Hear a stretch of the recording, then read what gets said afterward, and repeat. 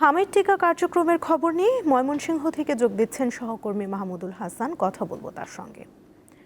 মাহমুদুল, ময়মনসিংহে শিশুদের টিকা দিতে অভিভাবকদের মধ্যে আগ্রহ কেমন দেখছেন, আর কয়টা পর্যন্ত টিকা কার্যক্রম চলবে জানাবেন আমাদের।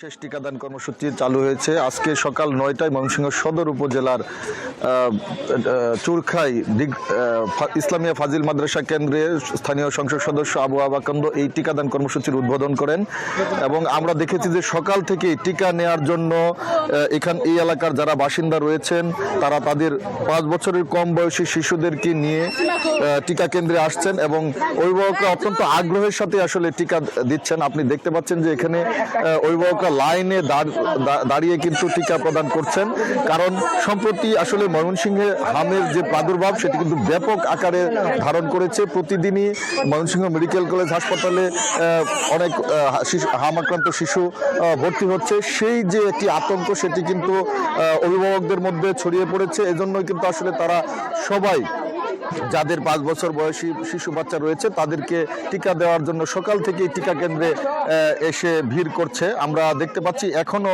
সকাল ৯টা থেকে টিকা প্রদান কর্মসূচি শুরু হলে এখনো কিন্তু লাইনে দাঁড়িয়ে অভিভাবকরা তাদের শিশু সন্তানদেরকে নিয়ে এসেছেন টিকা প্রদান করার জন্য। আমরা জেলা সিভিল সার্জন কার্যালয়ের পক্ষ থেকে জেনেছি যে ময়মনসিংহের এই ৩টি উপজেলায় ১,৬৪,০০০ টিকা তারা লক্ষ্যমাত্রা নির্ধারণ করেছেন এবং সেই অনুযায়ী ১,৭৪,০০০ টিকা তারা সরবরাহ করেছেন। এই ৩টি উপজেলায় ৭৪টি কেন্দ্রে সকাল ৯টা থেকে বিকেল ৪টা পর্যন্ত আগামী ৭ দিন টানা এই টিকাদান কর্মসূচি চলবে। সেজন্য তারা কিন্তু আগে থেকেই ক্যাম্পেইন করছেন এবং বিভিন্ন স্থানীয় প্রচার মাধ্যমে তারা প্রচার করছেন। আপনাকে আরেকটি বিষয় জানিয়ে রাখি যে আসলে এই ৩টি উপজেলায় কিন্তু হাম আক্রান্ত সবচেয়ে বেশি ঝুঁকিপূর্ণ হিসেবে চিহ্নিত করে আসলে এই ৩টি উপজেলায় শুরু করা হয়েছে। পর্যায়ক্রমে বাকি যে অন্য উপজেলাগুলো রয়েছে সেখানেও কিন্তু এই টিকাদান কর্মসূচি চলবে বলে আমাদেরকে জানিয়েছেন জেলা সিভিল সার্জন কার্যালয়। এই যে টিকাদান কর্মসূচি চলছে এবং এখানকার যারা টিকা প্রদান করতে এসেছেন তাদের সাথে আমরা কথা বলেছিলাম, তারা আমাদেরকে যেটি জানিয়েছেন যে আসলে এই যে টিকা তারা প্রদান করতে পারছেন তারা কিছুটা হলেও দুশ্চিন্তা মুক্ত হচ্ছেন। অনেকেই বলছেন যে আসলে এই হাম নিয়ে আসলে তারা একটি দুশ্চিন্তার মধ্যে ছিল। এই টিকাদান কর্মসূচির মাধ্যমে তারা কিছুটা নিশ্চিত হবে যে হাম থেকে মুক্ত হওয়ার। সুমনা, এই ছিল আমার কাছে ময়মনসিংহে হাম টিকাদানের সর্বশেষ অবস্থা।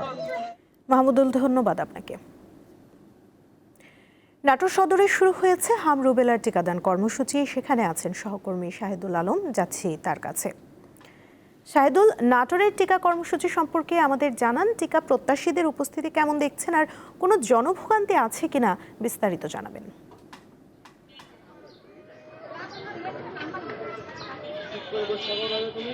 আমি নাটোর সদর উপজেলার নাটোর পৌরসভার রানী সুন্দরী উপস্বাস্থ্য কেন্দ্রের সামনে দাঁড়িয়ে আছি।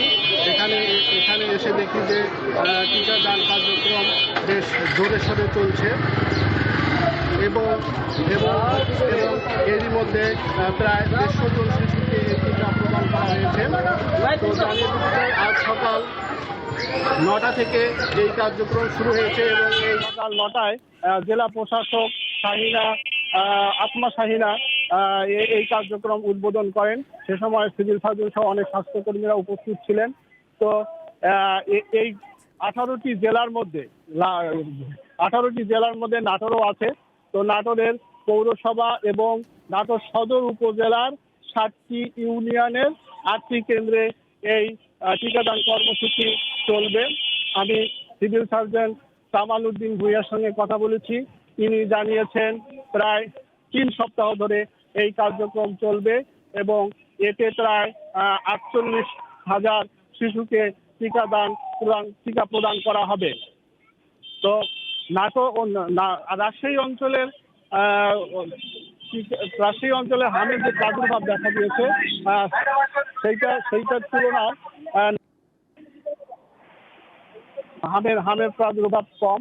তারপরেও নাটোর সদর উপজেলার আজকে নাটোর সদর হাসপাতালে ভর্তি আছে 11 জন। তো এই ছিল আমার নাটোর থেকে তথ্য হামের উপর।